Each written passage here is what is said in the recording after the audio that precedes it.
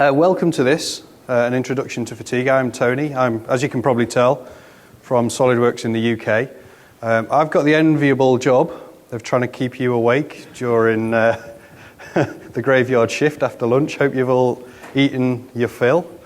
And to compound things, I'm doing an introduction to fatigue, which is kind of ironic. We'll see how it goes. I didn't help myself either, because I did this 2 or 3 years ago. And for some reason, they asked me back to do it again. And I thought, I'll put a bit of effort in. I'll get some new examples to show people and things like that. And consequently made it 50% longer.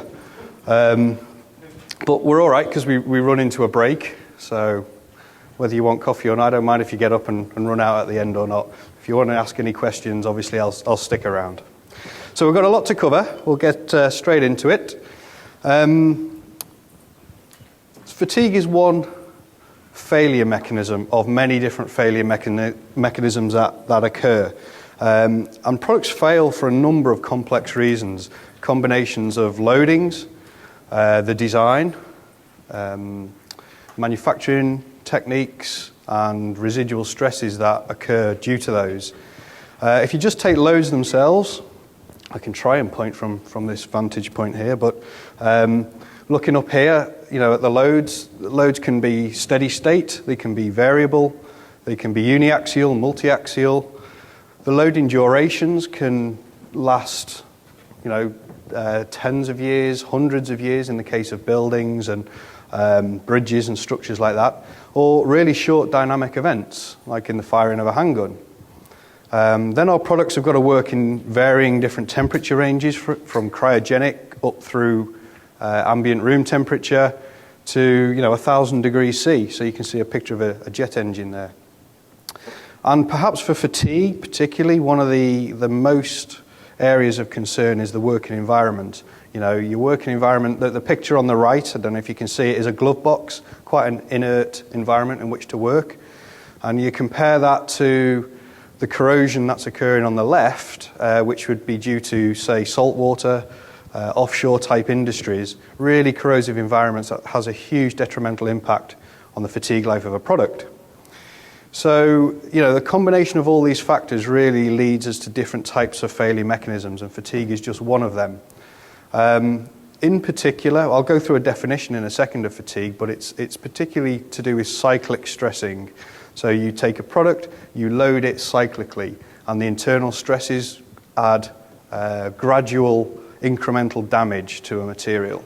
But these things are really important considerations, as we'll see. Just to kind of wrap that up, it's estimated between 50 and 90% of all mechanical failures are due to fatigue.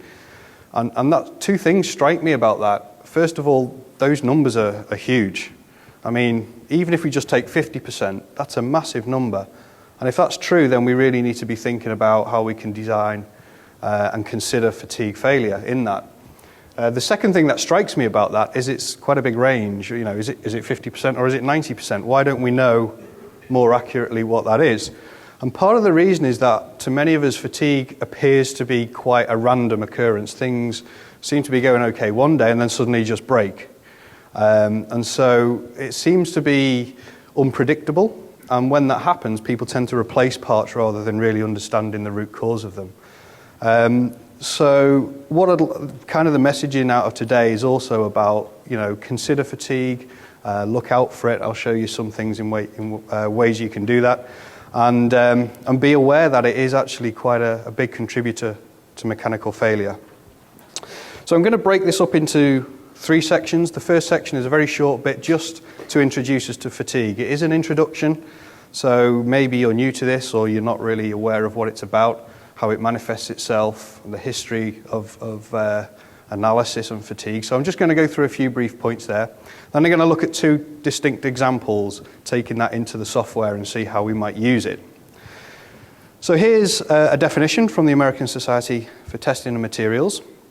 It is the process of progressive, localized, permanent structural change occurring in a material subjected to conditions that produce, and here's that word again, fluctuating stresses and strains at some point or points, and that may culminate in cracks or complete fracture after a sufficient number of fluctuations. So a bit of a mouthful. So we've highlighted 6 words here in red to try and sort of understand what it's really about. So progressive tells us that even though you may see a part suddenly fail, the mechanisms leading up to that failure may have been occurring for a long period of time. It's a progressive failure that leads to final fracture.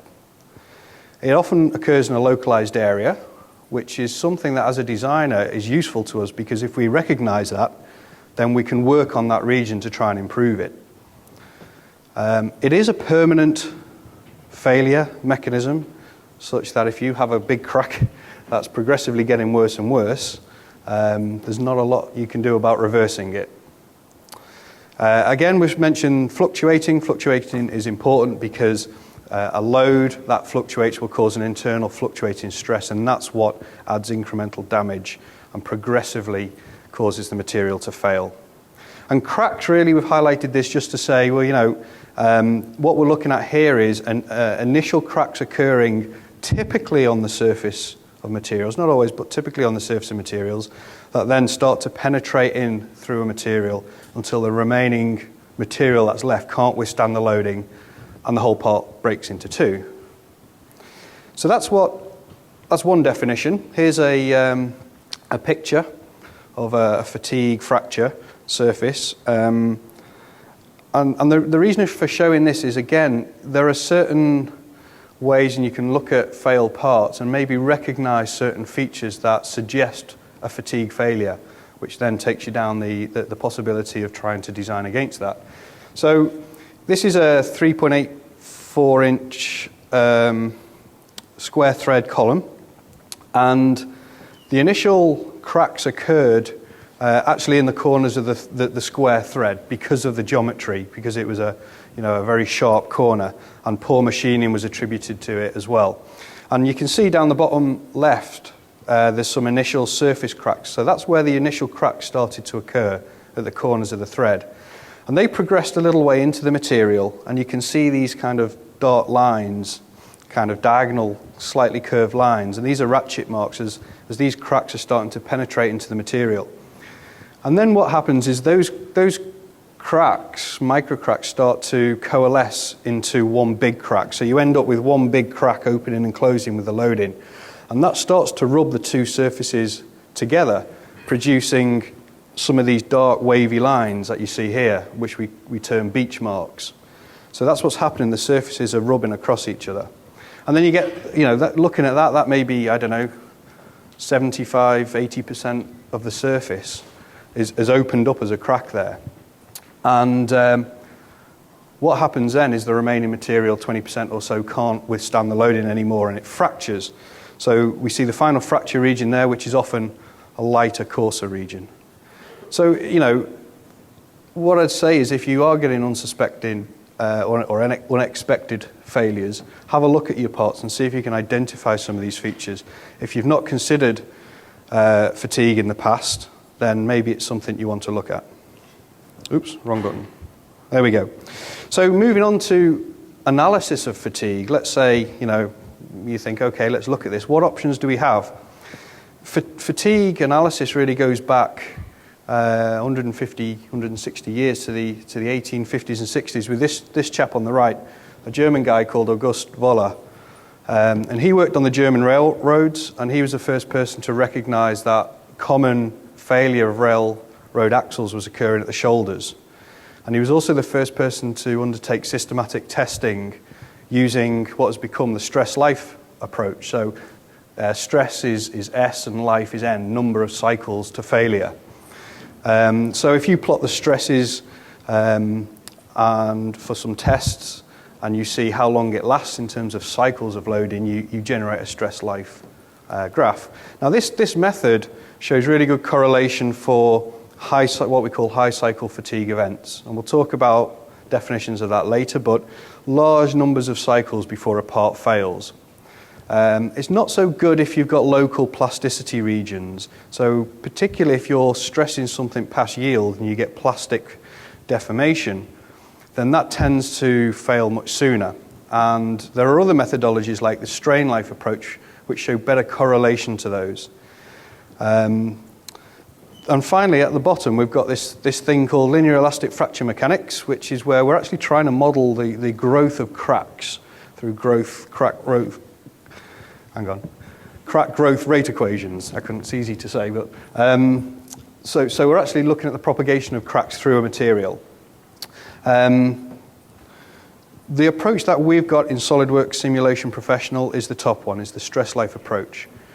We don't do the other ones. I wanted to make sure that you're aware of them. The assumptions for using the top one is that the stresses you produce in each cycle are generally not anywhere near yield, so you're not producing any plastic deformation. And that tends to show good correlation with this method. It's also the method that has, I'm going to say, relatively a large amount of supporting material. We'll talk about getting SN curves practically a little bit later, but there's a lot more data out there to support that method than some of the other newer approaches. Okay, so that's the first section. I'm just going to have these little bits where I just try and sum up and give you some helpful tips, if you like. I want you to recognize that failure due to fatigue is the most common form of mechanical failure, whether it's 50 or 90%, whatever you choose. It's of that sort of order of magnitude. Simulating fatigue should be done as part of the design process, I believe. It's something that can be done up front as part of the design iterations that you go through. However, as we start going into the software and seeing some of the options and understanding how it works, you realize that it's best if you back it up with supporting test data. It is quite difficult to get accurate correlation because of the uncertainty in a lot of the inputs in the software.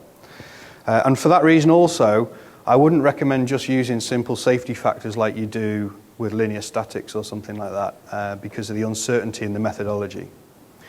So have these thoughts in mind as we move on to the next slide. This is what we're going to break the rest of the presentation up into two sections.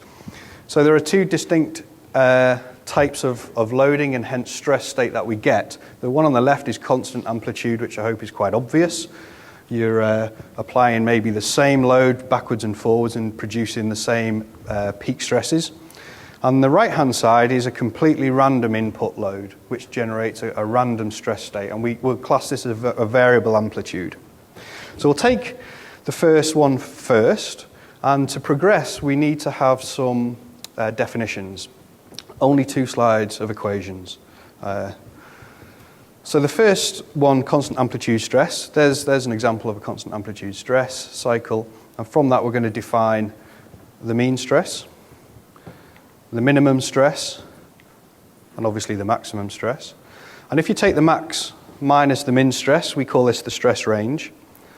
And there's 2 particular stresses that we reference a lot in fatigue. One is the mean stress, which we've already got there, and the other one is the alternating stress, which is actually just half of the stress range. So those are the definitions that we're going to use. In particular, as I say, we've got the mean, which is the max plus the min divided by 2, just straight from the graph, and the alternating stress, which is the max minus the min divided by 2. The only other thing that comes up quite a lot in the literature is something called the stress ratio. In SolidWorks simulation, we call it the loading ratio, but it's equivalent.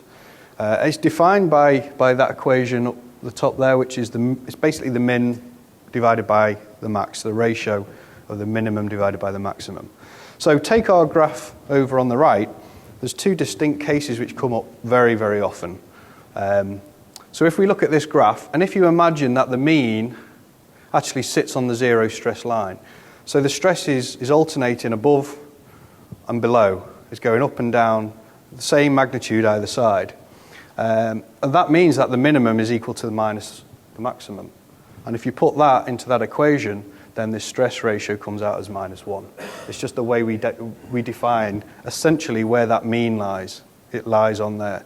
And you can imagine that physically as saying, well, I've got a piece of material, I'll load it one way to some amount, take the load off, I'll load it the other way, and then take it off. And that's one cycle.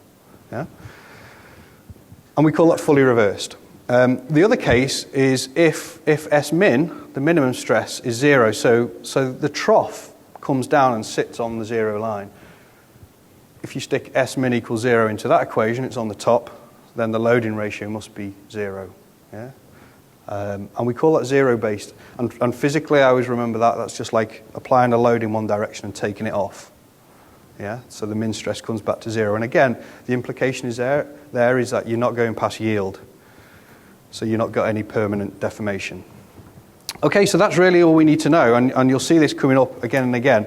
But it's useful to think of these as essentially defining where that mean stress is going to lie. Okay, so I'm going to take an example. This is a customer example that actually came up in the UK and also in Germany. It's a trailer tow bar, and there's a particular standard that these things need to be tested against. And the physical test that is carried out is that you put a load on the end of the ball at 15 degrees from the vertical, and you load it with 6.5 kilonewtons, and you do that fully reversed. In other words, you load it one way, take it off, and load it in the other way and take it off, each cycle. And it's got to last 2 million cycles of that. That's what the criteria require. So if we look at how we do this, we do all fatigue studies in 2 stages. Okay, the first stage is this bit. I'm going to talk about performing a linear static study first of all. So if you take a linear static study, we apply, say, 6.5 kilonewtons, and that produces a stress state. And what we're going to do is extract that stress state and use that as our alternating stress to then, in stage 2, compare against an SN curve. Remember, the SN curve was simply, and the vertical axis a certain stress, and you go across and see how many cycles of that loading it will withstand. So it's always done in 2 stages. It doesn't have to be a linear static study. It's very typical for a constant amplitude. It makes sense to do that because you apply whatever load it is, and that's the stress state you'll get. We can also read in an output from a nonlinear file study, or also a dynamic. If you've got a dynamic simulation and there's a particular, maybe a worst case position where you get the peak stress, you could say, well, that's the stress, that's the worst case. I'm going to apply that to stage 2 to read out the fatigue study. So I always think of it, stage 1 is like preparing the alternating stress, and that's almost like saying, what happens if we apply 1 cycle of load into it? And then all we're doing is referencing the SN curve to see, well, how many cycles of that will it last? So let's see what that looks like practically in the software. First of all, we do a linear static study in our case here. I'm not going to go into it in detail because I'll assume that you can do this. We create a linear static study. This is a nice symmetric example, so good practice is to cut it in half and only use half of it. So the blue surfaces you see there are symmetry restraints that will apply. There's a couple of hinge or bolt holes at the far end up here, so that's blown up there. And that obviously goes onto the chassis of the vehicle. So I'm just simplifying this. I could model that with bolt connectors and things, but I'm just using 2 hinge joints in there to represent the bolt. It's quicker solving. We've got some pin connectors connecting the plate to the hitch. We're using a reference plane at 15 degrees to apply the load. And interestingly, hopefully you remember that, if it's a symmetrical case, if I'm halving the model, I need to halve the load. So that's actually 3,250 newtons. And then we've applied some mesh controls in areas where we thought we might get some high stresses. So we run that, and we get a stress state for the model. Now the first thing we always do, or I always do, is look at those stresses first of all, because again, we've talked about assumptions about not exceeding yield. So a good way of checking for that is with a factor of safety check. And in fact, the customer suggested we shouldn't just use a factor of safety of 1, but that they use a standard of 1.4. So we thought we'll throw that in. So we look at the results of that model with a factor of safety check, and immediately we see some areas of concern. So up here at these bolt holes, this is saying we're getting a factor of safety lower than 1.4. Do I need to be worried about that? Well, because of the way I've modeled that with a hinge joint, that inner surface of the bolt hole can rotate. But if I get any direct translation away from that infinitely rigid surface, if you like, then I'm going to get artificially high stresses. So from an engineering point of view, I might decide to ignore that. Be aware that I'm going to get local stresses around where it's bolted and pre-tensioned. But for the purposes of this, I'm not going to worry about it. Similarly, this is actually, I'm not sure you can see it quite so well as I can on here. So this is in this corner, looking from this way back to the corner where the plate comes onto this beam. And it's been modelled with a perfect corner. It's a perfect 90-degree corner. The issue with that is if you try and refine the result in a perfect corner, the stresses go up and up and up to infinity. Because stress is force divided by area. If you make the area smaller and smaller and smaller, 0 on the bottom gives you an infinite result. So again, that's almost like a singularity. I can't really trust the results there. And in fact, that's probably welded along the length to there, so maybe my load transfer method isn't quite right anyway. So quite handily, I can ignore that bit as well. But the interesting bit is we've got a bend radius down here, and there's no reason why I can't consider that. That's also showing as a red region, which means I've got some potential concern over that. So the first thing we did was to look at, first of all, can I believe the stresses I've got there by doing a convergence check. So what we do here is a number of studies on the same model, in 4 in fact.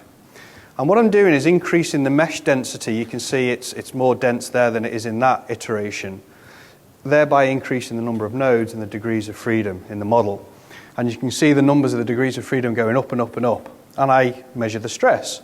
And if you plot that stress against degrees of freedom, you see that it starts to converge.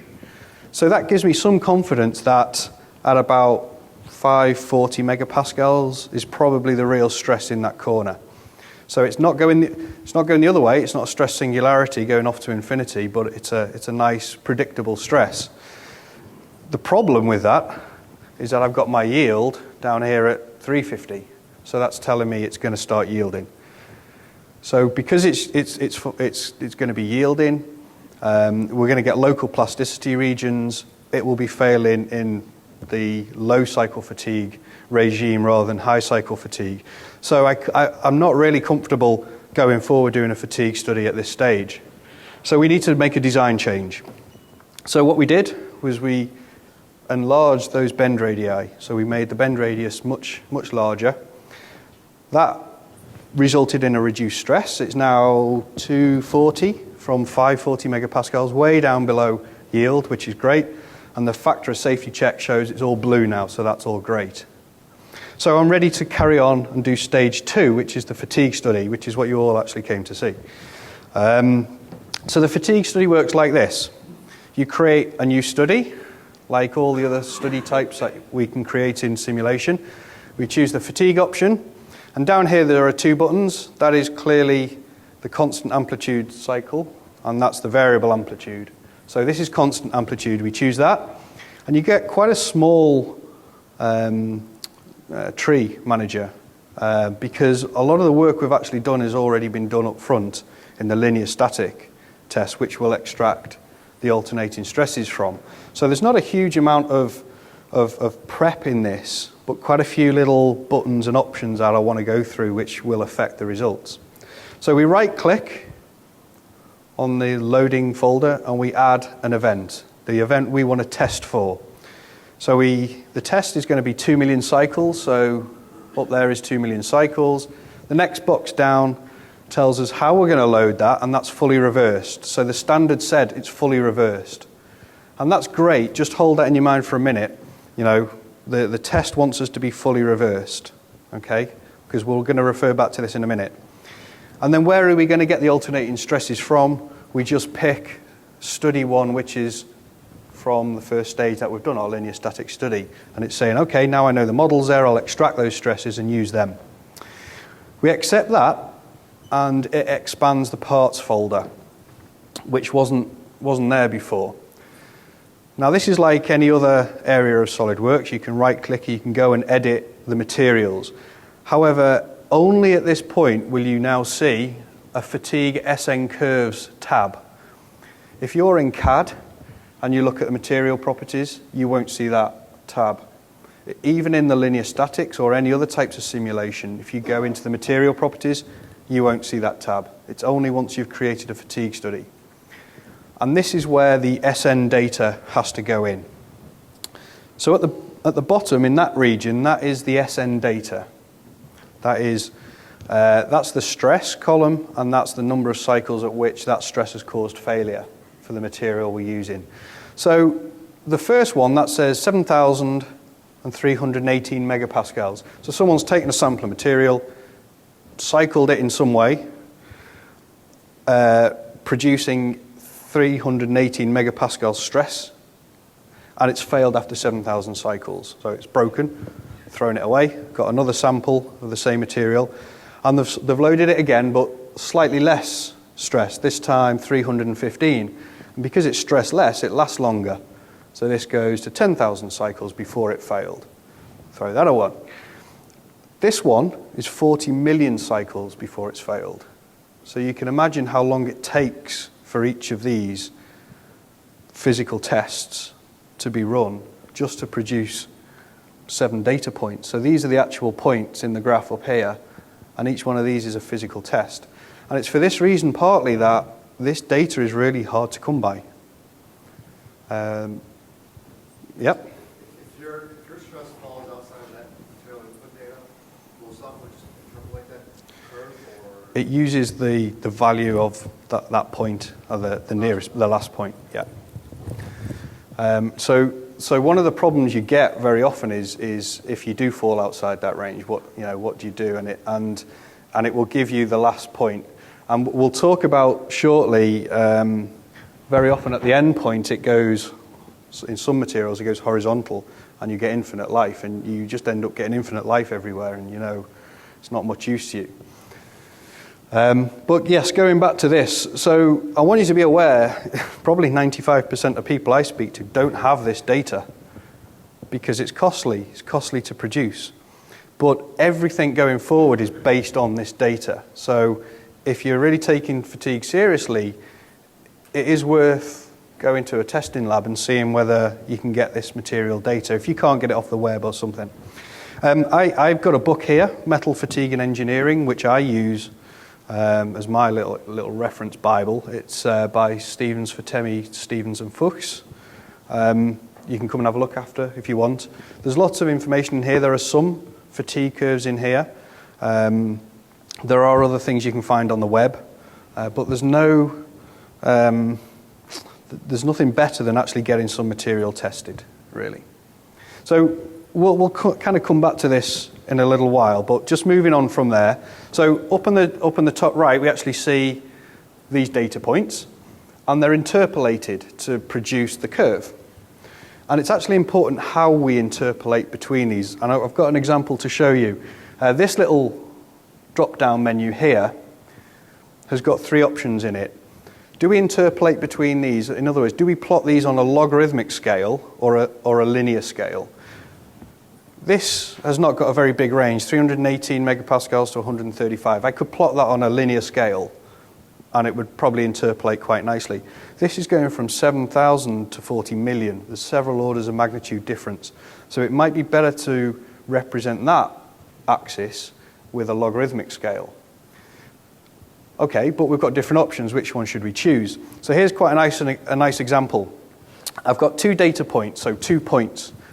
The first one, a piece of material is loaded at 50 KSI, and that lasted 1,000 cycles.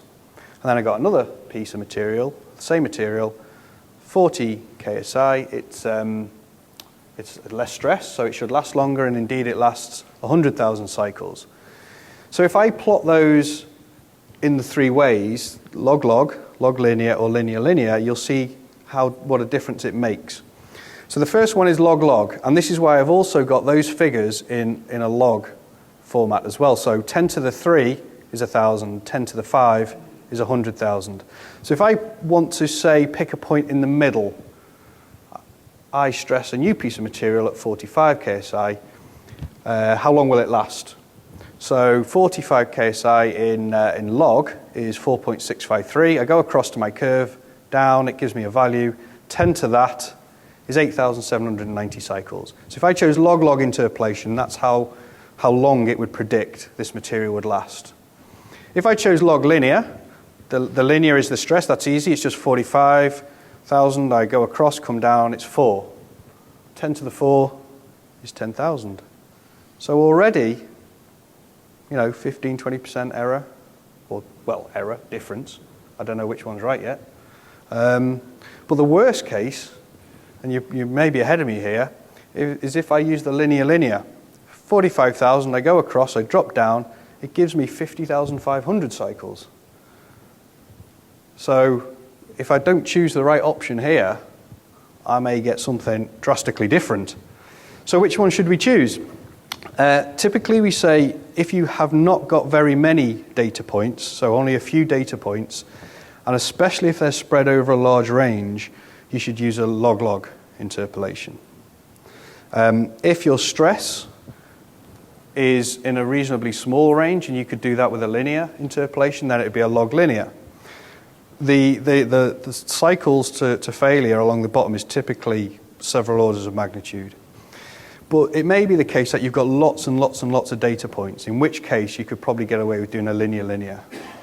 In my case here, I would definitely want to have at least a log linear or a log-log because of that range there. Okay, what else have we got? So this bit here is called the stress ratio, and this is what we were going back to before. So this is telling me I've got a stress ratio of -1, and this is really important. This is saying that test data was produced from a physical test that was loaded in a fully reversed sense. So it was loaded in one way, taken off, loaded in the other way, and taken off again per cycle. And that's important because if that was, say, zero-based, the mean would be different. The mean stress would be in a different place, and it actually shifts the graph. So when we then do our interpolation of the graph, it would give us a slightly different result. So it's important to know what this data was produced by. So let's say it was produced with a fully reversed, and in fact our example, which we will eventually get back to, also said fully reversed. So they match up. So that means this test data is fine to use.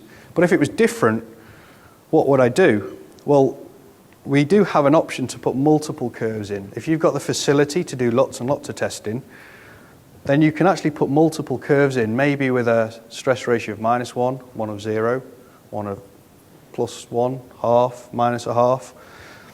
And the software will see what it needs and will interpolate between them to give you the most accurate life from those.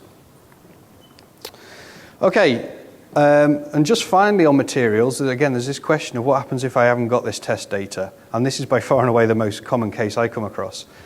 You've got no option but to generate it somehow. And there's two ways. First of all, there's this option here, which is derived from elastic modulus. So if you've got, there's a couple of radio buttons. If you've got an austenitic or a carbon steel, you can switch that on, and it takes a predefined SN curve, and it just shifts it. It scales it based on the ratio of the Young's modulus of that steel to the Young's modulus that you're using for your material. So if you've got nothing else, you don't know anything else, you can't get any SN curves, that may be a reasonable starting point. And I'll talk a little bit later about comparative design as well, because one of the things, what hopefully you're getting out of this is you have to think quite a lot about some of these options to do the best job you can in getting correlation. But that's not to say if you don't know that, the whole thing's totally useless. Yeah. The other way is you've got to just come up with a curve. And there's quite a lot of literature to support these ideas. This is a typical SN curve on a log-log graph. It's trilinear. This point here to the left is generally what we refer to as low cycle fatigue. So you remember that's not us. To the right is the high cycle fatigue region. This is where our graph starts really, down here. So the point in which it goes from low cycle to high cycle fatigue is around 10 to the 3, 10 to the 4 cycles. I've always used 10 to the 3. It says in here, use 10 to the 3. I've come across some people in particular industries who said, oh, we use 10 to the 4. My recommendation would be, if you don't know, I'd use 10 to the 3 as that point. Going up to the graph and across, that is typically 90% of the ultimate strength of your material, which is something you could find pretty easily.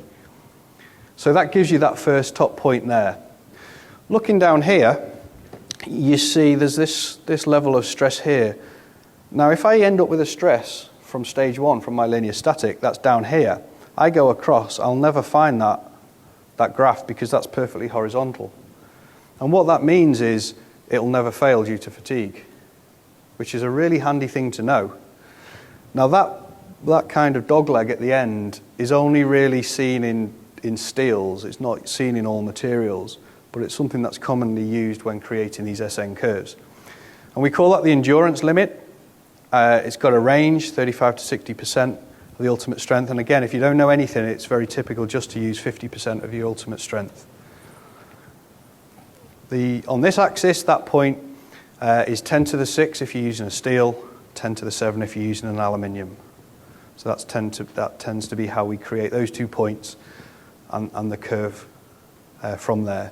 So as I say, if you don't know anything else, you can put some of these in and get you going at least, but there's no real substitute for proper test data. So in our example, going back to our example, we didn't have a curve. We used a carbon steel interpretation, which gave us a curve which you can view and look at and export and look at the points and everything. And you hit run.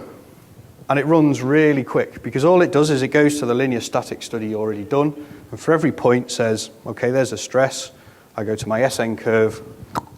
That's the life, and it plots that and the life. So we have this life plot. Our requirement was for 2 million cycles, so I scaled it from 0 to 2 million. So anything blue is safe, and anything that isn't blue is failing below 2 million cycles, so is a concern. And okay, I've got this corner, but I know about that corner. I can't trust that corner because the stresses are artificially high. But on the bend radius, again, we see some concern, some failure. And I never even had an inkling before that there was an issue here. But on this inner bend here of the hitch, it's showing some potential failure. There's also a damage plot, which is kind of the inverse of the life plot. So if I said I'm testing for 2 million cycles and it lasts 4 million, when it gets to 2 million, it's 50% damaged. So that's all it's doing. It's looking at how long we want to test for and comparing that to the actual life. So again, I scaled it to 100%. So anything red is above 100%. And again, it's just another way of showing these two regions I need to consider. So what did we do? We made some design changes again. First of all, we straightened the plate. And the radius of the hitch was, I think it was like 18 mil before. We increased that to 22 mil. Rerun it. Stage 1, we have to rerun stage 1 because we've changed the geometry. Factor of safety now looks good. It's all blue. The fatigue life plot now is showing all blue. That's great. And the damage plot is showing all blue. So that's actually showing that, we shouldn't expect in these two regions failure to occur now.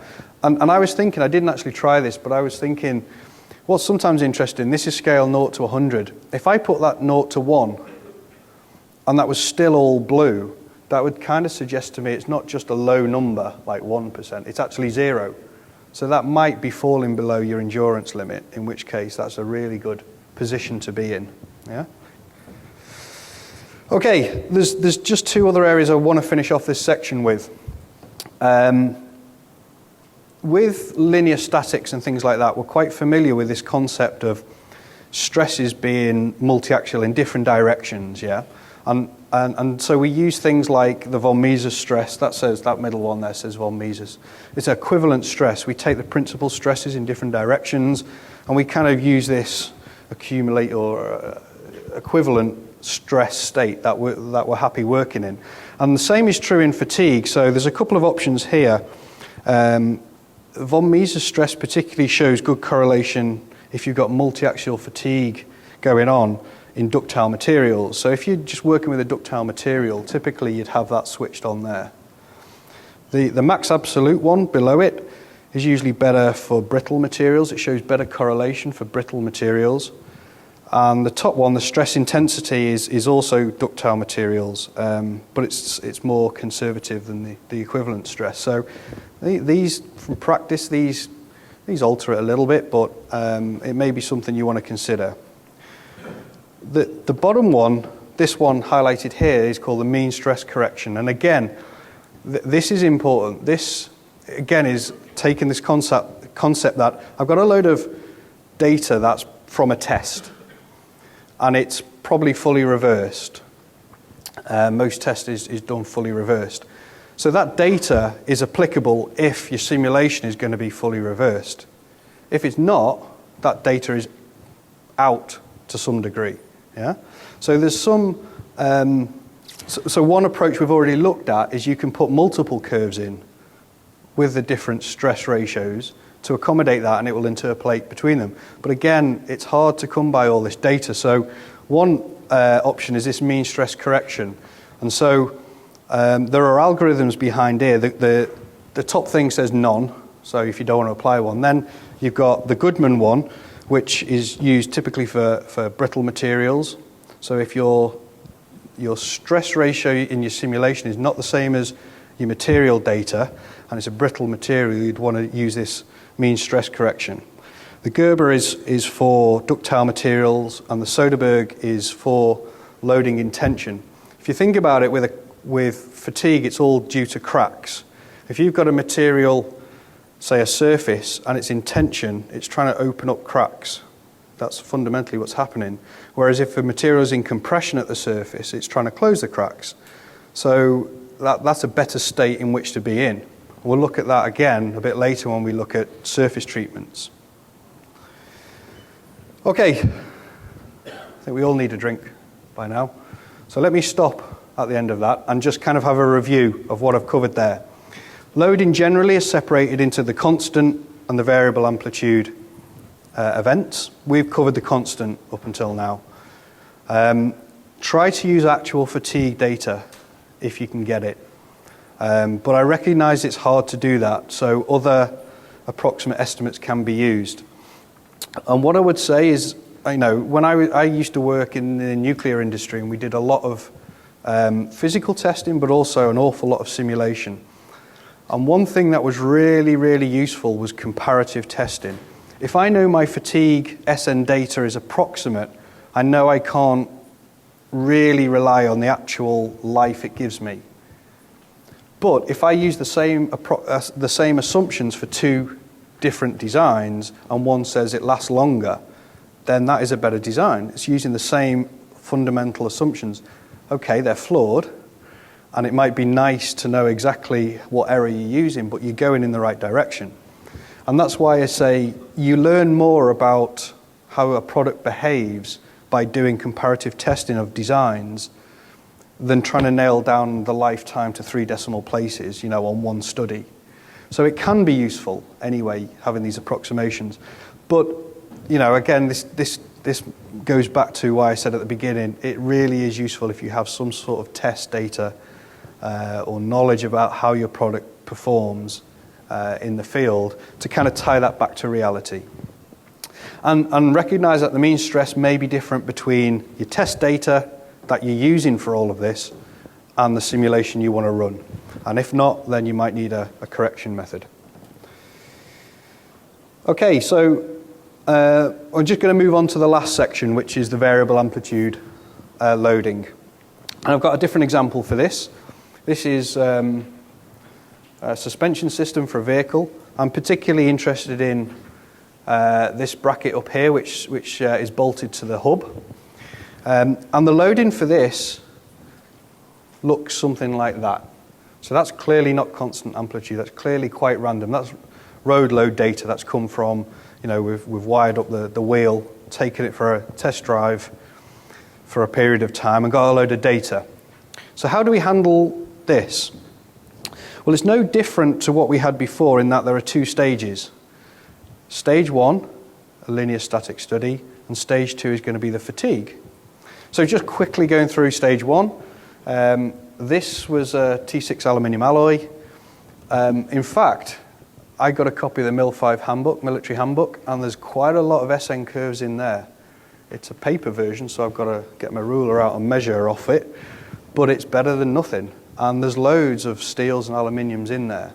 So if you can get a copy of that, it's a starting point. There's a spring connector to represent the spring. Got a really nice use of pin connectors for these pistons. So a pin connector basically says, well, I've got an outer cylinder and an inner cylinder, and you can define whether you allow rotation or translation of those two. So you can free up the translation and allow this kind of piston profile to occur. We've got some bolt groups, and again, so we're bolting our bracket to the hub. The way the bolt connector works in SolidWorks simulation is it has some rigid bars which represent the head of the bolt, which attach to the nodes around the bolt hole, and you then shrink it. You compress it to provide the preload. And because they're rigid bars, they're infinitely stiff, which means the localized stresses around those, again, are artificially high. So I know that whatever stresses I get around these bolt holes, I can't trust. If you really want to look at the stresses around a bolt, you're going to have to model the bolt and somehow put pressure on it. Okay. We've got some on-spherical face restraint where we use universal joints to connect to the chassis, and we use a 5 kilonewton wheel load. So what we've done here is said, take a 1.5 ton vehicle. It might be more over here, I don't know. Where I come from, they're not that heavy or big. 2/3 of that is in the front, and half of that is on the side, on one side, and that's a 5 kilonewton load. Let's just have a look at how that load is actually applied. So this is the test data. The first thing you can see is that it's completely random. It's impossible to predict deterministically. So it's like, 2,500 units of time, I don't know, seconds, minutes, or whatever. It could be, a mile driven, for example. You can guarantee the next mile that's driven, you'll get a completely different profile. So we can't use SN data from that. What we have to do is convert that back to a constant amplitude loading. And we've got SN data for constant amplitude loading. That's how it's all done. If I took a piece of material in a test lab and applied that load to it, I'd get some life. But if I took another material and applied the next lot, it'd be completely different. I get a different life, and I couldn't reuse that information. So our task is to convert this back to constant amplitude loading. Okay? And the clue to how we do this, really, is if you look at some of these peaks, they're about the same. And the concept is, every time we cycle a little bit, we add a little bit more damage, incremental damage. If the cycles are about the same, that'll be about the same amount of damage from each one. So if we can deconstruct this back to a whole series of constant amplitude, about the same amplitudes, we can count how many times each of those occurs, and we can understand how much damage occurs. So we use a technique called cycle counting for this. There are different cycle counting methods. The one we use is called rainflow cycle counting. It's the most commonly used one. It's really cool. I love this. Originally, when I found out how this works, it's very clever. Here's a sample. Let's use this for our example. It's random. What we do, we start at a peak, say A. We turn the whole thing on its side, and we assume that we're watching water run down the roofs of a pagoda. Okay? So we start at A, and the water runs down to B.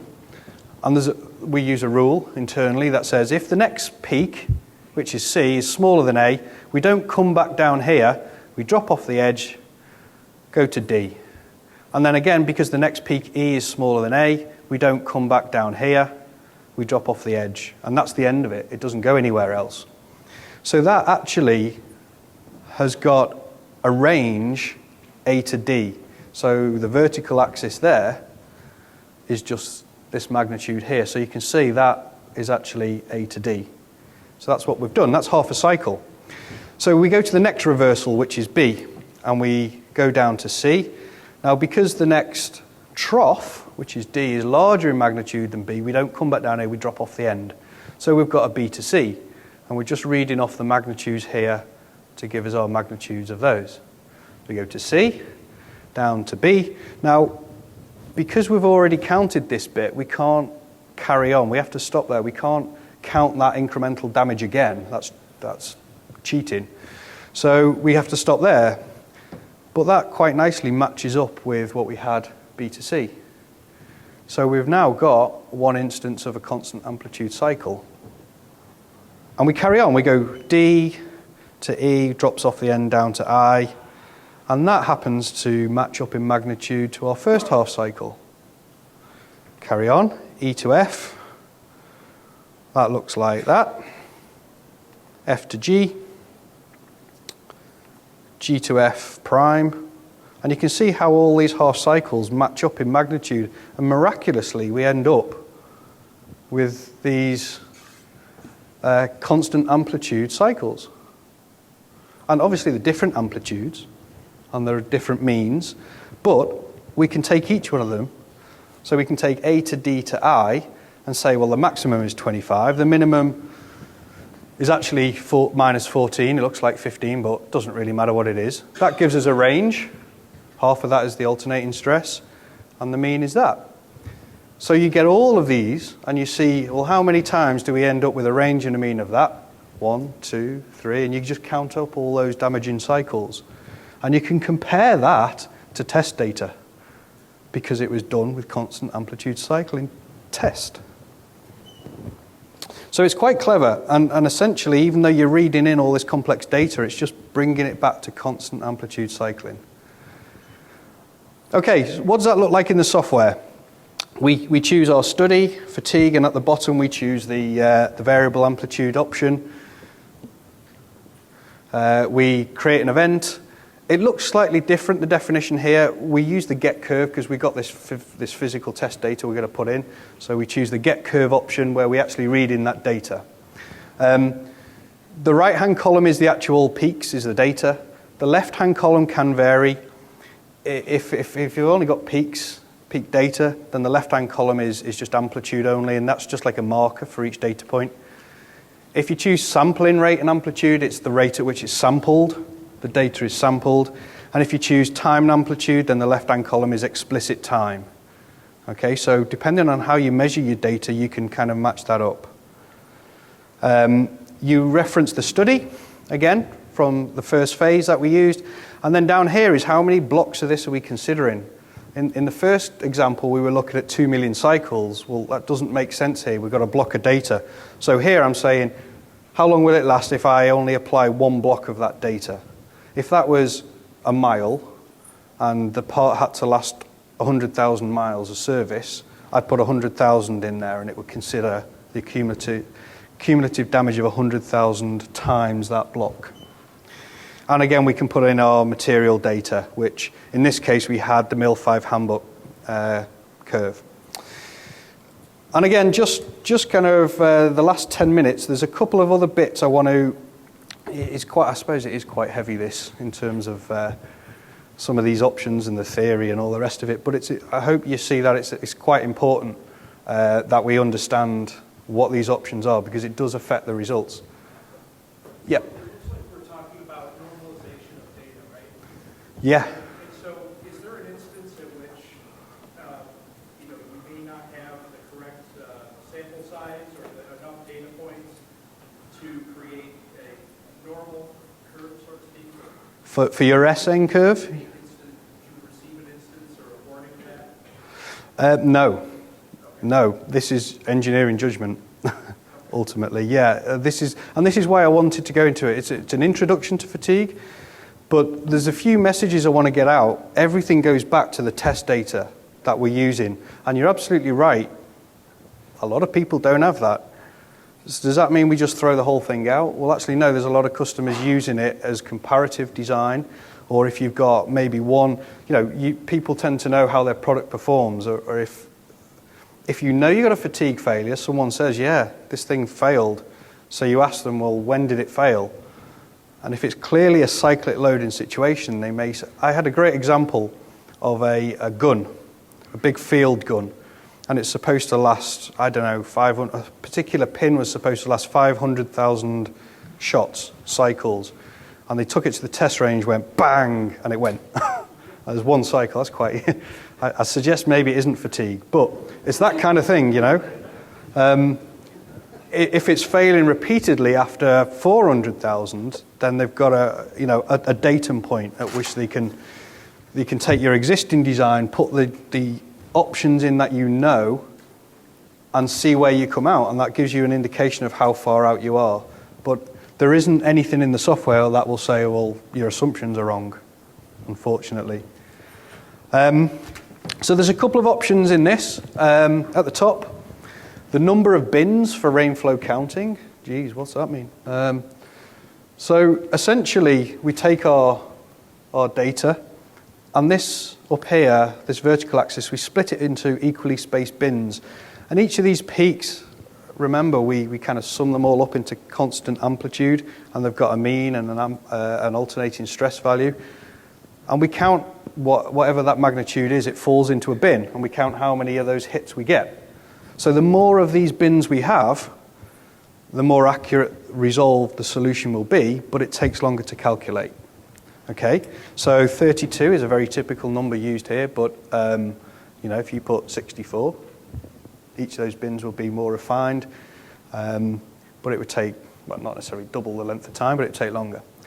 The option under here is filter load cycles below a certain percentage maximum, and this is, test data, you often get noise in test data.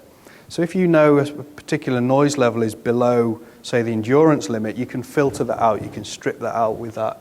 That tends to be how that's used. So you're trying to optimize the amount of calculating that's done.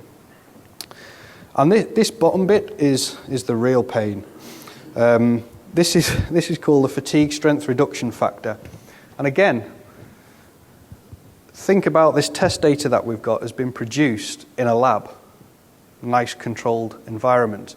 What happens if we wanted to use that material in an offshore application in seawater, which is highly corrosive? The data that we've got just doesn't stack up. It's not applicable. So here's an example of 4 SN curves for the same material. This is the material tested in air, the second one down. Okay, so they got material, tested it in air in the lab, and they get that SN curve. If you take the same material and tested it in a vacuum, it lasts longer because the air isn't attacking it, maybe moisture in the air or whatever. So you get longer life. They then took the material, pre-soaked it in a corrosive fluid, took it out and tested it in air, and it has a dramatic impact on the life of the material because it's been exposed to this corrosive fluid on the outside. And the final one is they actually tested it whilst it was still submerged in the corrosive fluid, and you can see it kind of just drops off a cliff there. That has a dramatic impact. So we also have to think about the environment in which our product is going to be used compared to the test data that we're benchmarking against. And the way we do that is with this reduction factor, KF, that we put in the software. It's actually made up of all these different factors. So these are all examples of things that can affect the fatigue life of material. And again, this book is great. It goes into what some of these values should be from experiment and experience and references in the literature. I don't see much of what these values should be from the internet. The best way is if you perform something like that. If you know you've got a particular material and it's tested, it's for a seawater environment, then test it in that and see how it scales your graph. But essentially, there's all sorts of different things.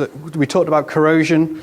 The loading mode, most test specimens are loaded under bending, but if you've got shear loading or axial loading or torsional loading, it affects that curve. So there's a modification factor you can apply for that. Frequency, if you apply loading that's really high frequency, you can get internal hysteresis damping, which causes heating, which affects the life of the material. Going down their temperature. Clearly, if you've got a metal which is hotter, it's more ductile, it's less likely to crack on the surfaces, so that can prolong the life. But if it's in a cold environment, it's more likely to crack.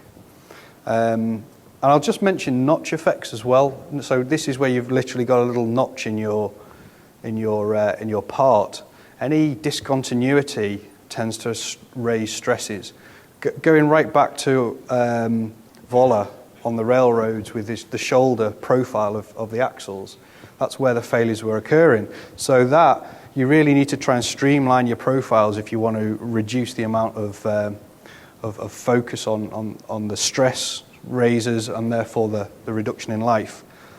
How does it work? Well, if I chose, actually, each one of these should be between 0 and 1. So you multiply them together and the final value will be between 0 and 1.